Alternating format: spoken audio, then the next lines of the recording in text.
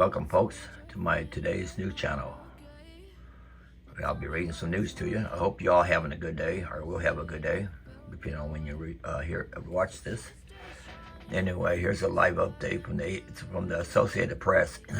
Russia-Ukraine war. Moscow, the Kremlin said that Russia President Vladimir Putin on Wednesday monitored drills on the country's strategic nuclear forces surviving multiple practice launches of ballistic and cruise missiles.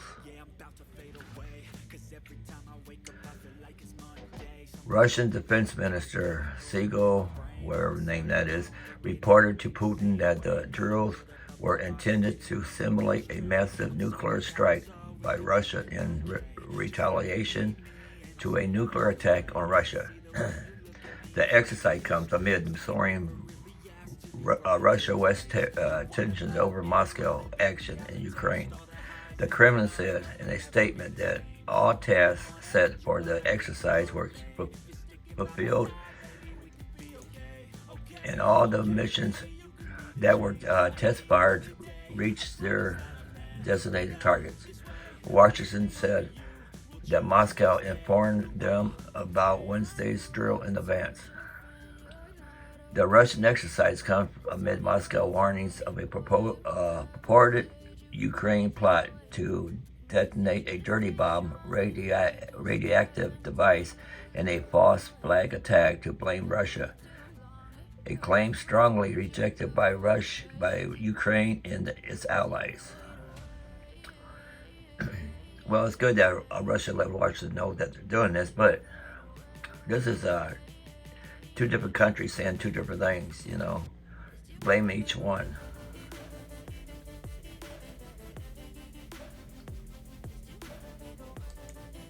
Let's see what else we got here.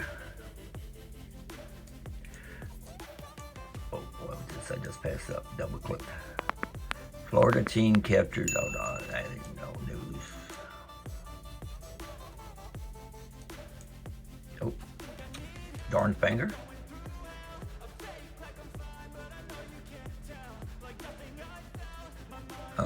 This is from USA Today.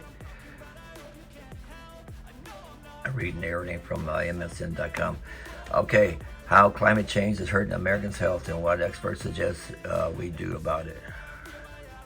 Experts have called climate change the greatest global threat to health. Extreme heat and pollution are linked to many conditions, including asthma and heart disease. And heat kills more than hurricane floods each year.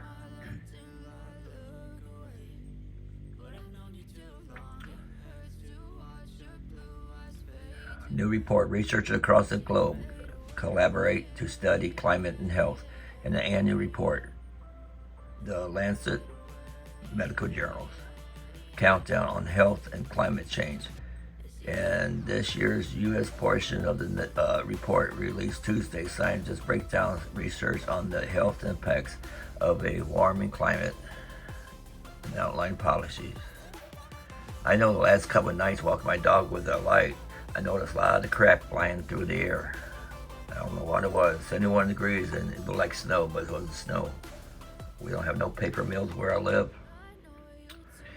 We just had a rainstorm yesterday, rained all day.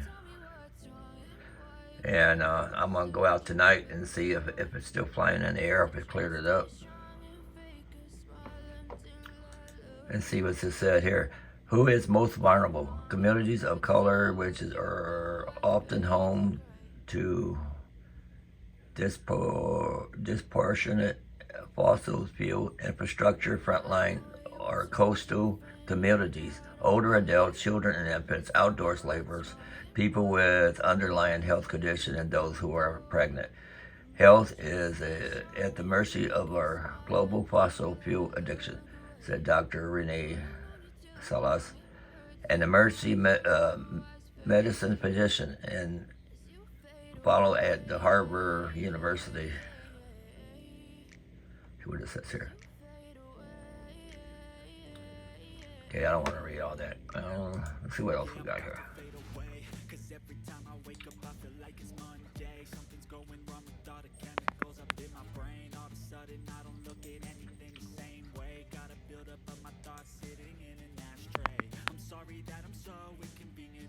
How much does Amazon delivery drivers make? Annually, hourly, wage breakdown. This is interesting. Amazon is known for its efficiency and no-frills shopping in just a few taps. You can order an item on Amazon Prime to have it delivered to your doorstep in a matter of days and sometimes even hours. This is from USA Today. The company even even uses map tracking, which allows customers to follow their packages in real time as the delivery drivers continue their route, which is pretty interesting. While many Amazon users experience the company from mobile app to doorstep, not as much is known about those who deliver the packages. A report in June 2022 shared an increase in injuries to drivers for Amazon delivery service partners. There also have been lawsuits filed involving delivery contractors. How much do Amazon drivers make? The national average salary for Amazon delivery driver is just over $43,207. This is about $21 an hour. These estimates are created by a scan of active job databases, ZipRecruiter says. These wages can change depending on where the drivers live and work. Some cities like Atchison, Nebraska, make as much as $55,359 annually, while drivers report making $49,401 in Manhattan, New York. But I heard a while back that these drivers, they're overworked and they can't make their quota. Let me continue reading here. How much do Amazon Flex drivers make? Amazon introduces Flex in 2015 on the heels of growing trend of professional drivers using their own cars, like Uber, Lyft, and DoorDash. Similarly, Amazon Flex lets drivers use their own vehicles to deliver packages. I didn't know that. Most Amazon Flex drivers earn between $18 and $25 an hour. The company reports depending on which state a driver lives and how long it takes them to complete their deliveries. Amazon Flex drivers can also make tips on certain deliveries, which are added to their earnings. According to Amazon Frequently Asked Questions, Amazon Flex drivers are independent contractors and are not reimbursed for mileage, parking, or toll. See, that's not making no money. That knocks that $18, $25 way low. Nope, you don't want to do that. How much do Amazon warehouse employees make? Amazon warehouse workers make an average annual pay of $34,268, ZipRecruiter reports, in hourly wages. This is over $16 an hour. The majority of the warehouse employees make between $27,000 and $37,500.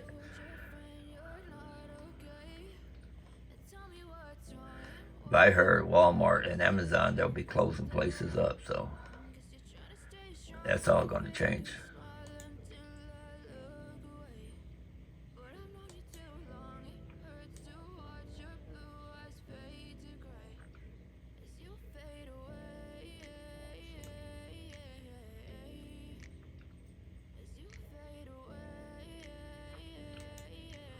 All bad news, If I can find something good, I'll show it to you. And 8 months, it's a massacre. In the 8 months since launching its all-out invasion of Ukraine, Russia has lost more than a quarter of its total service fleet of Ka-52 Alligator attack helicopters, according to the most recent intelligence assessment of the war from the UK Ministry of Defense. At least 23 of Russia's Ka-52 Alligator helicopters have been shot down or lost since February 24 invasion. The UK MODI assesses that represent more than 25% of the Russia Air Force and Service fleet of 90 Ka-52s and nearly half of Russia's total helicopter loss in Ukraine. This war is ridiculous, They're just losing equipment, losing people. They hire up, they don't care, you know. It's just like a job, you know. Your boss, you know, just wants you to do your job, do what they say. They don't care what happens to you, you know. It's pitiful, you know. Let's see what else I can find here.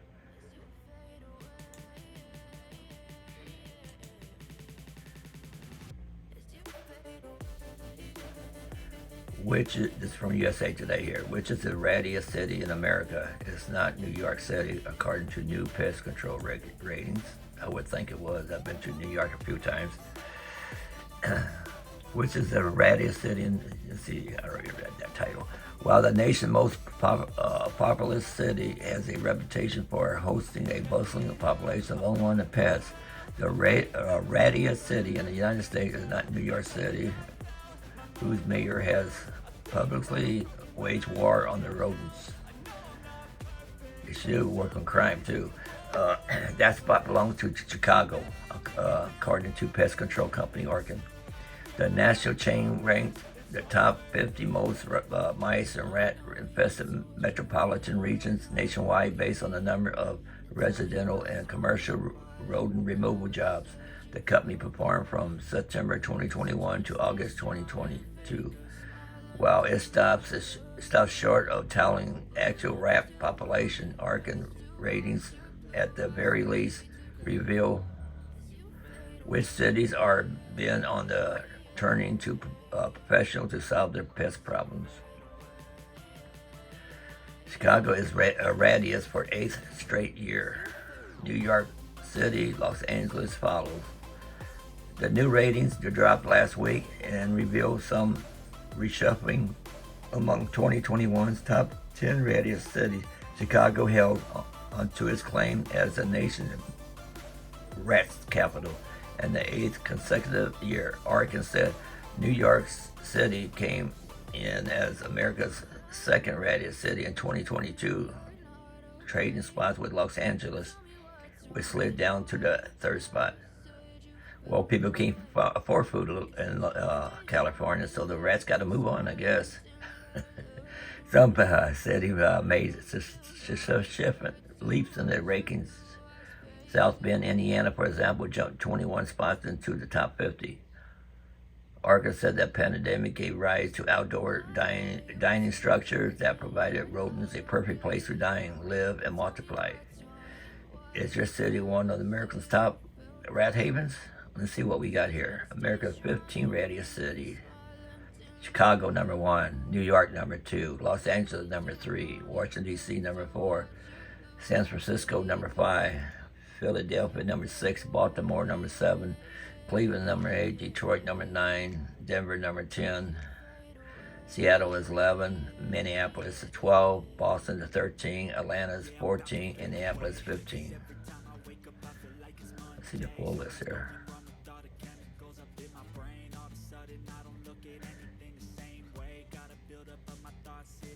Pittsburgh, number 16. Cincinnati, 17. San Diego, 18.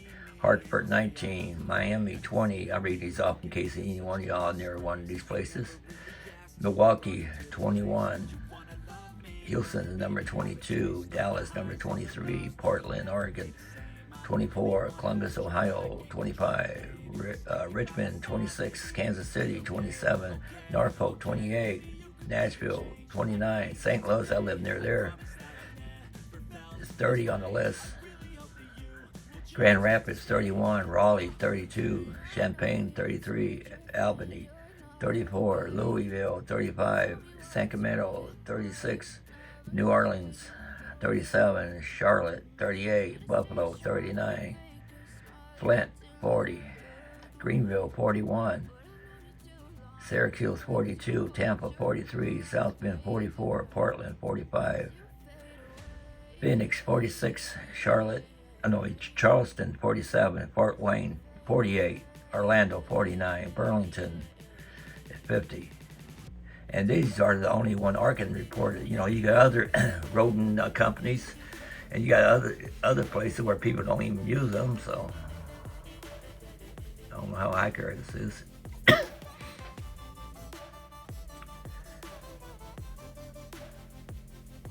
But St. Louis, I'm about like 30 minutes south of there, and that's rated number 30.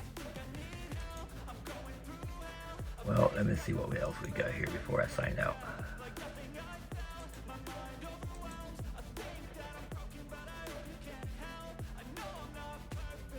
What's this there? And everybody getting into electric cars now. New electric car research suggests charging isn't what should worry you. This is from SlashGear. When it comes to electric vehicles, one of the biggest deciding factors is the range offered on a single charge. To a large extent, that's a valid concern. There's a reason people still prefer gas guzzlers, because they can be taken off-roading and long-range voyages without having to worry about finding a charging station on the route. However, research based on EV owners' charging behavior and daily driving habits suggests that those concerns shouldn't be the core deciding factor before one decides whether to purchase a gas or electric car. Pekin Street research suggests that 70% of all EV charging cycles involving the uptake of 10 kilowatt-hour or less power per plug-in session. Moreover, a significant portion of charging session could consume less than 5 kilowatt worth of charging energy. One can attribute the lower power uptake to the increasing efficiency of EV battery packs, but the bigger takeaway is that EV owners don't really end up consuming a lot of power at plug-in spots to embark on their journey. In short, while drivers may think they need a Hughes battery for their typical journeys, in actual fact, they ordinarily require just a fraction of that. According to 2021 research from the Energy Policy Institute at Chicago that involved experts from the National Bureau of Economic Research, EV owners clock about half as many miles on their cars as the average driver. Plus, a majority EV charging happens at home and not as super fast charging station.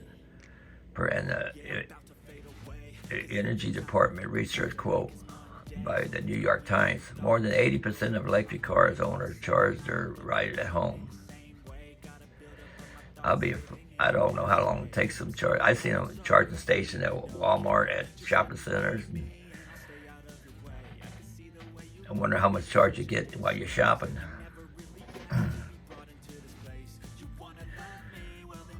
Well, let's see here. The good news is that EV charging tech is developing at a breakneck pace. In October this year, expert at Penn State revealed that charging tech can juice up a car's battery in just about 10 minutes, and fitting right into the daily driving habits of the majority of EV owners.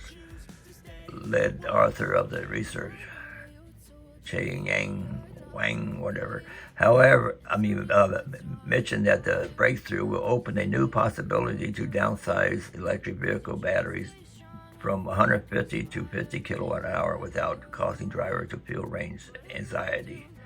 Try to take a EV car across the United States, if you're traveling on vacation or something.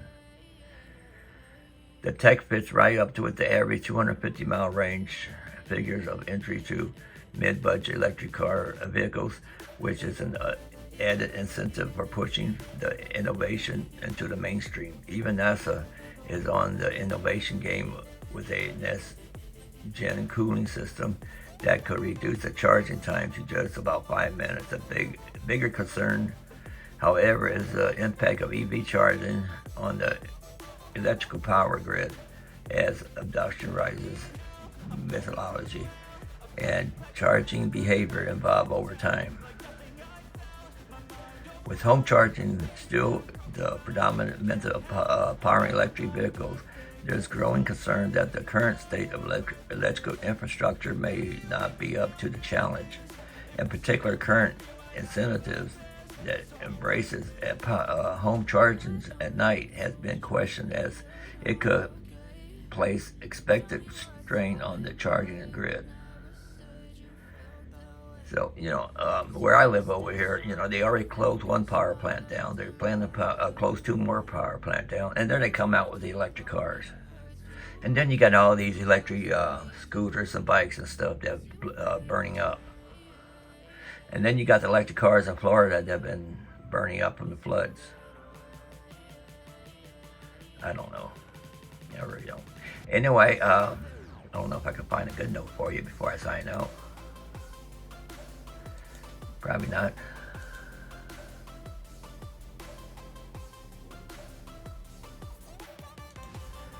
Oh, what's this one here? Let's see. Daily Dot.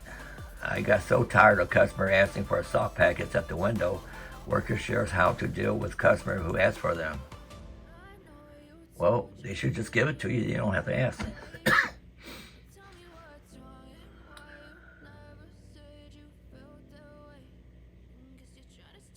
I got so tired of customer asking for soft packets at the window. Workers share how to deal with customer who asks for unsalted fries with soft packets. Sparkling debate, huh? A viral TikTok seemingly to lightly make fun of people who order French fries without salt from a fast food restaurant inspired at Swimming Fish to tell their story dealing with customers like that in the past. I got so tired of customers asking for a salt packet at the window that one day during our lunch rush, someone asked me for fries with no salt, and then they asked at the window for salt packets. And I just looked at them dead in the face and said, "I'm sorry, we're out of salt packets." She recalls in a video that was viewed over 245,000 times. Like, have a good day, bye.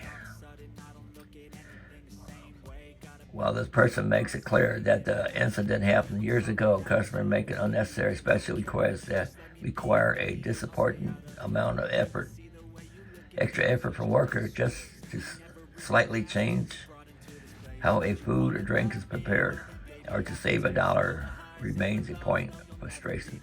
Anyway, people, that's all I got for you. Like and comment if you want. Tell me what you want to hear about. Maybe I'll get that up. My voice is a little harsh for my sinus. So I hope you all have a good day, and see you next time.